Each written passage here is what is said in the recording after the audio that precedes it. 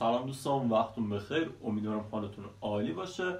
امروز با تعدادی ضمایر سوالی در خدمتتون هستم که کاربردهای متفاوتی دارن. بریم که بخونیم کاربردهاشون رو. نه، کیم، نرسی.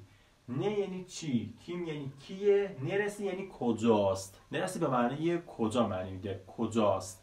نگاه کن، نه برای حالا پرسیدن اشیا و حیوانات استفاده میشه. به طور مثال من یک حیوان میبینم میگم بو بو. نه این یعنی چیه؟ میگم این چیه؟ یا حالا یک وسیله میبینم، اشیایی میبینم میگم بو نه این چیه؟ خب به طور مثال حالا ماژیک میگم بو نه این چیه؟ خب پس نه برای اشیا و حیوانات کاربرد داره. خب مورد بعدی کیم هستش. کیم برای پرسیدن شغلها و اشخاص استفاده میشه. به طور مثال کنار یه نفر اومده میگم بو کیم این کیه؟ بو کیم این کیه؟ بو یعنی این، کیم یعنی کیه؟ بو کیم این کیه؟ پس برای پرسیدن شغلها و اشخاص کیم مورد استفاده قرار میگیره. بریم سراغ شخص بعدی.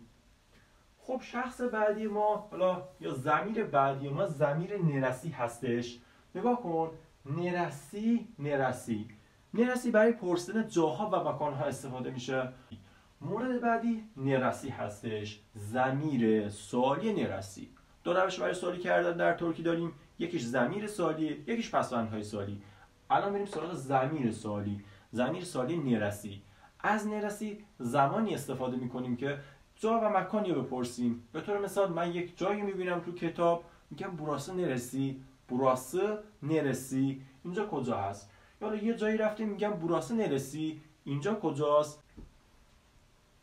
پس دوستان ویدیومون تا همینجا. حتما این مطالبی که گفتم رو مطالب خیلی مهمی هستن، یاد بگیرید. لایک و سابسکرایب یادتون نره. ممنون که هستین.